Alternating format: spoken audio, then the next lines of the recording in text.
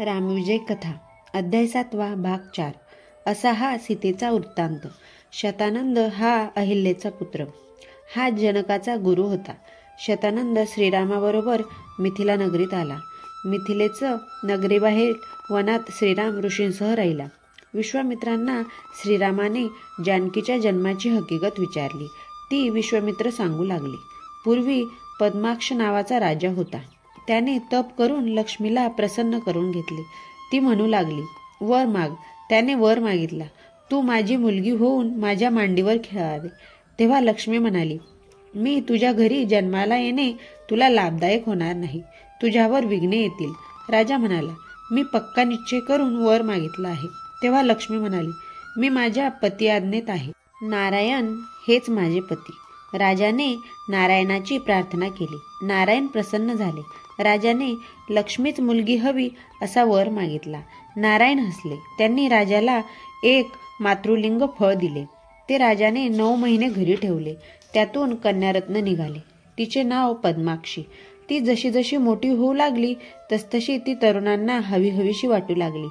पद्माक्षाने असा पण लावला, जो नीलवर्णी आहे त्यालाच मी माझी मुलगी देईन. तिची अभिलाषा धरून ठेव. दानव, राजे, गंधर्व सगळेच आले. त्याचे हे बोलणे ऐकून सगळेच रागावले. काहीतरी हा बोलतो असे म्हणून पद्माक्षाबरोबर युद्ध करू लागले. 7 दिवस घनघोर युद्ध झाले.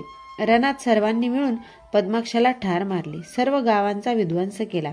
तेव्हा या पद्माक्षीने अग्निकुंडात प्रवेश केला आणि ती ब्रह्मरण्यात प्रगट झाली. तेव्हा विमानातून रावण चालला होता. त्याने ही अलौकिक स्त्री पाहिली आणि तिला पकडण्यासाठी त्याने तिच्याकडे धाव घेतली.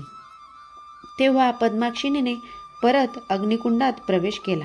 तेव्हा रावणाने प्रयत्न करून ते कुंड विझवले. तो तिचा शोध घेऊ लागला. प्रयत्न करूनही ती सापडेना. परंतु खंता खंता त्याला 5 रत्ने सापडली. ती त्याने पेटीत ठेवली आणि घरी आणली. रावण मंदोदरी एकांती असता रावण तिला सांगू लागला, प्रिये, पृथ्वीवरून मी तुझ्यासाठी अमौलिक रत्ने आणली आहेत. अतिशय आनंदाने मंदोदरी पेटी उचलण्यास धावली, पण तिला ती थोडीही हलवता आली नाही. तिला हसून रावण स्वतः पेटी उचलण्यास पुढे आला.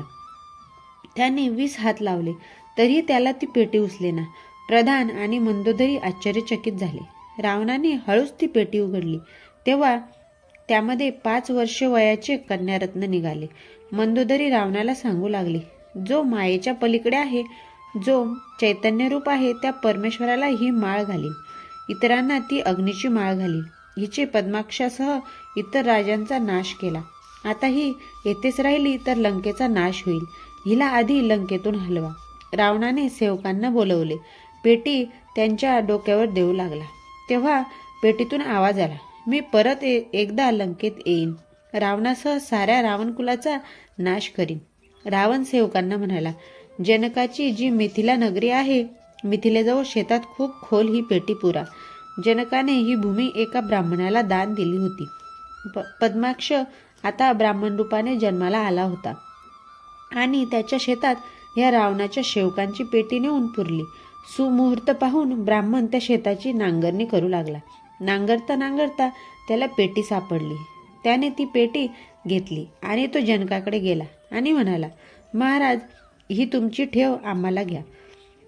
राजाने पेटी उघडून पाहिले तेव्हा आत तेजस्वी अशी 5 वर्षाची बालिका होती. तिचे तेज अलौकिक होते.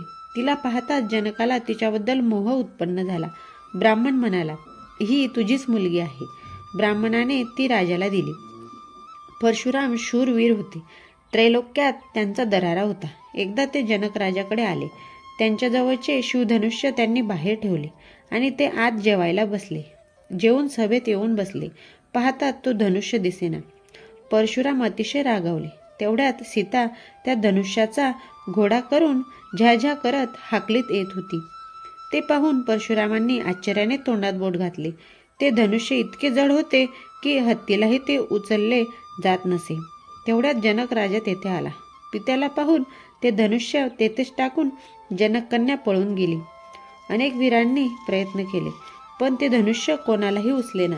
तेव्हा जनकाने कन्येला बोलावून आणले आणि सांगितले, आता परत घोडा कर आणि ते धनुष्य जागेवर नेऊन ठेव. तेव्हा सीतेने ते धनुष्य पुन्हा जागेवर नेऊन ठेवले. परशुराम म्हणाले, माझे अवतार कार्य संपले. धनुष्य तिथेच ठेवून परशुरामांनी जनकाला सांगितले, जो ह्या धनुष्याला प्रत्यंचा चढविल त्यालाच ही सीता दे. एवढे सांगून परशुराम बद्रिकावनात निघून गेले. विश्वामित्र म्हणाले, रामा, तुझे चरित्र तुला माहीत आहे, पण माझ्या मुखाने तुला ऐकण्याची इच्छा आहे म्हणून सांगतो. आजची कथा जर तुम्हाला आवडली असेल तर व्हिडिओला लाईक करा आणि चॅनलला सबस्क्राईब करा. आणि हो, पुढील व्हिडिओ बघायला विसरू नका. पुढील व्हिडिओमध्ये आपण सीतेचे स्वयंवर हा इंटरेस्टिंग भाग बघणार आहोत.